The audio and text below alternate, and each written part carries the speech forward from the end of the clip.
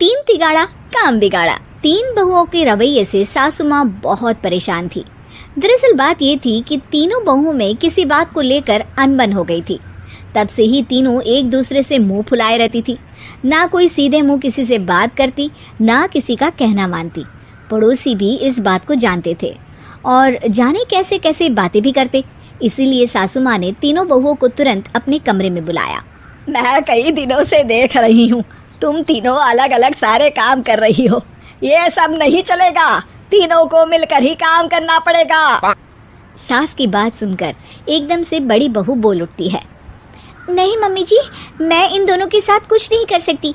मैं इस घर की बड़ी बहू हूँ, फिर भी ये मेरा कहना बिल्कुल भी नहीं मानती। अरे जेठानी जी, जानबूझकर मुझे डबल काम करवाती है आप, और छोटी मुझसे टेढ़े मुंह ही बात करती है। इन दोनों के बीच हमेशा सैंडविच बन जाती है मेरी, और मैं हमेशा आलू की तरह बीच में मसली जाती हूँ। मम्मी जी, इन दोनों को लगता है कि मैं छोटी हूँ तो इनके पैरों तले दब जाऊंगी, लेकिन नहीं, मेरा भी उतना ही अधिकार है जितना इन दोनों का है। बड़ी आई दोनों मेरी चुगली करने के लिए, मुझे क्या कम समझ रखा है।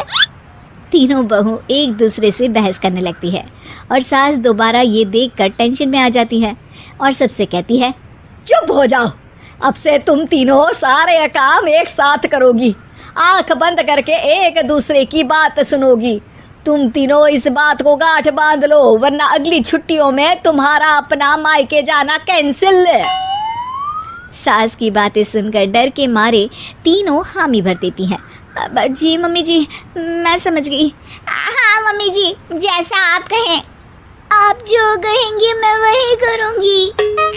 तीनों बहू सास की बात को गांठ बांध लेती है और वादा करती है कि अब से सारे काम वो तीनों एक साथ मिलकर ही करेंगी। ये सब देखकर सास खुश हो जाती है और वहाँ से चली जाती है। नीचे जाकर वो देखती है कि घर में शर्मा जी आए हुए होते हैं। सास जोर से आवाज लगाकर कहती है, अरे बहू, जरा चाय बनाकर तो लाना, शर्मा जी आए हैं।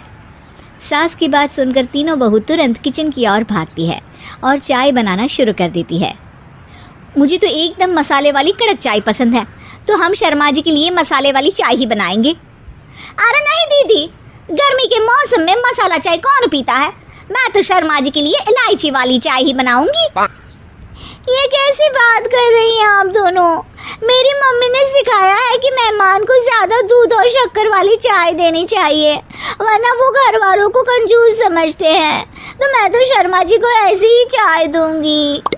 तीनों बहुएं अपने अपने तरीके से चाय में शक्कर, मसाला, पत्ती सब डाल देती है।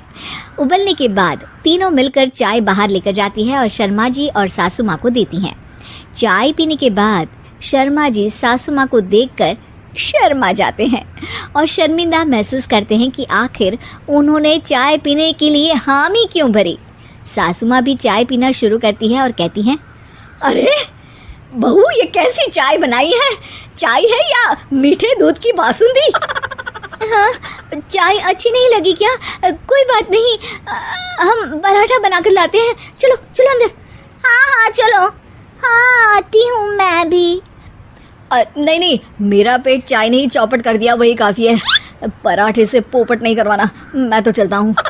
शर्मा जी चुपचाप पतली गली से निकल जाते हैं।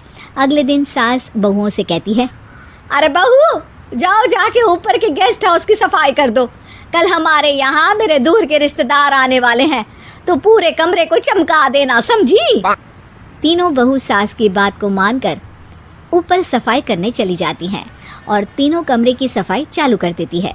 बड़ी बहू मकड़ी के जाले साफ करती है, तो बीच वाली झाड़ू लगाना और छोटी वाली सर्फ डालकर जमीन धोना शुरू कर देती है।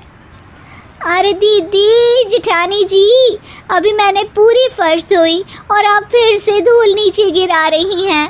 और मछली जेठानी जी, आप भी ना झाड़ू की धूल यहाँ छटक रही हैं। अरे तीनों को साफ करना है, एक साथ सफाई करते हैं ना।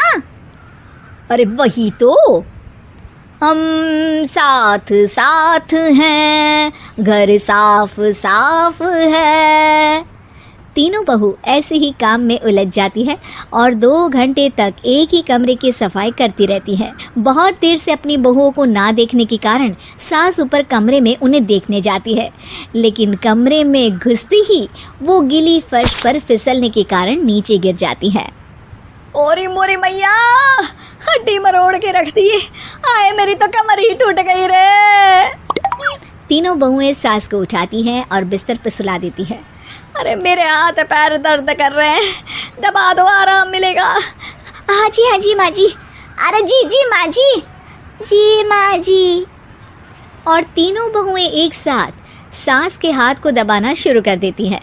माँ की तो चीख ही निकल जाती है और नतीजा ये होता है कि सास के बचे हुए शरीर में भी दर्द उठ जाता है। हाय राम, ये क्या कर दिया तुम तीनों ने।